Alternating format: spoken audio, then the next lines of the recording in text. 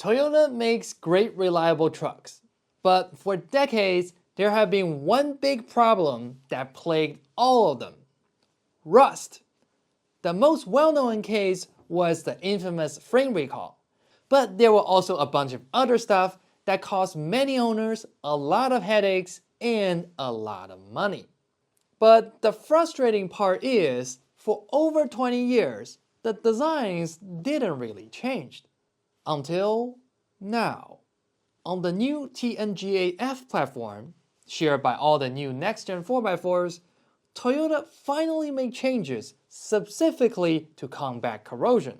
Some changes may seem trivial to regular people, but for long-term Toyota owners, these fixed some of our biggest pain points over the years.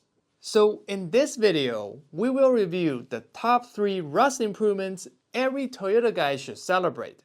But make sure you watch to the end, because the last change may interfere with some modifications. Let's get started. The first pain point has been the front alignment bolts. The alignment bolts move the lower control arm bushings in and out, and this is how you get proper wheel alignment for proper handling. But they are notorious for seizing up to the bushings.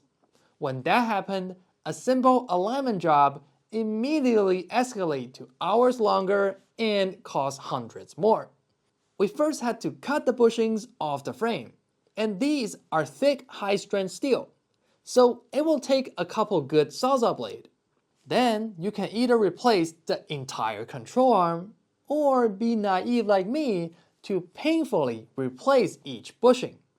If I were to do it again, I would just pay the big bucks and replace the whole thing. The alignment bolts are almost guaranteed to seize up unless you live in the desert. This is because the bolt and the bushing inner sleeve have very tight clearance, and both are made from steel. So when they rust, they will be chemically bonded all the way around. When I first saw the new truck, looks like they have the exact same interface. Oh shit, here we go again. But when I checked out the new lower control arm by itself, I found the inner sleeve look a little weird. Oh, the new inner sleeve is actually aluminum. So this eliminates the steel-on-steel interface. Thus, it will not chemically bond like before. Well, unless you sell sawzall blades, you should feel excited about this change. Thank you, Toyota. Next, let's move on to the frame. My first-gen Tacoma rusted so bad that it had a full frame replacement from the recall. But many Toyota outside the recall still had rusty frame. For my FJ, I simply stopped driving it in the winter. On the new platform, I found 2 frame changes that improves corrosion performance. First, on the old frame design, at high stress area, Toyota has to stack multiple layers of steel for reinforcement.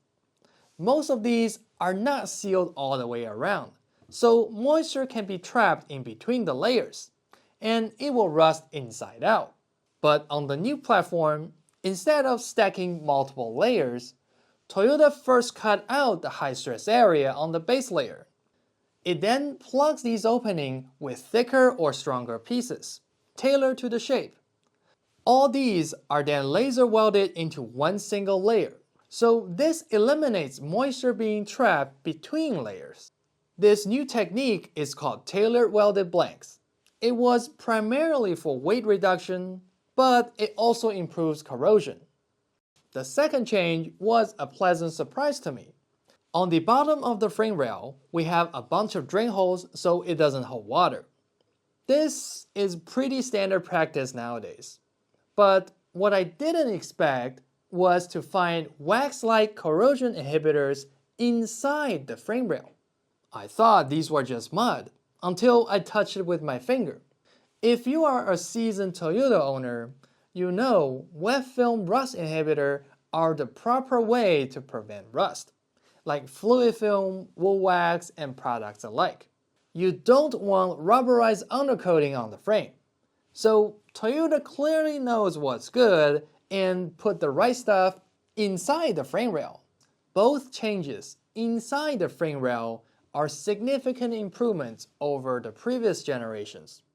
The last item is on the front differential. It is the notorious ADD. The ADD disconnects the CV axles in two-wheel drive mode. That is to improve fuel economy. The old design has the actuator hanging off the differential tube. It uses a motor and gears to shift a selector fork. The common failure mode is corrosion and the actuator seizing up, which happened to my FJ. The ADD might just be the most hated feature on Toyota trucks because when it fails, you lose four-wheel drive altogether. And that happens way too often, especially for a Toyota. When I checked out the new 3rd Gen Tundra, I found the old actuator was gone. The new ADD is actually built completely inside the differential. Instead of disconnecting the stub axle using a motor, the new design disconnects the spider gear using a magnetic solenoid. This mechanism is very similar to an electromagnet-style e-locker. In fact, Toyota's training document straight up calls it a differential lock coil, although it is not a front locker. But wait a minute, what if I want to add a front locker? The new ADD basically took the spot, so it will be really difficult to make an aftermarket diff lock.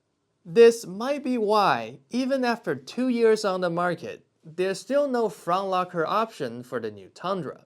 The good news is, this internal ADD is only found on the new Tundra and Sequoia.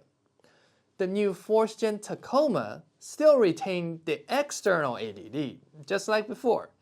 So this will not interfere with aftermarket lockers. Well, looks like Toyota was planning ahead. But I really hope they improve the reliability on the new Tacoma's ADD. And yeah, they should have also included a factory front locker, where most mid-size competitions now have one. I will get a 4th Gen Tacoma hopefully around February. So if you enjoy my technical review, subscribe and stay tuned for that. I also want to shout out to my friend Chris for getting me these technical diagrams. Chris is a Lexus technician and he wheels a built-out Land Cruiser 200 series. Chris is a very cool and knowledgeable guy, so go give him a follow. He actually does professional wet film undercarriage coating as a side business. So if you need that for your truck, reach out to Chris on Instagram and he will hook you up. Thank you for watching. I will see you in the next one.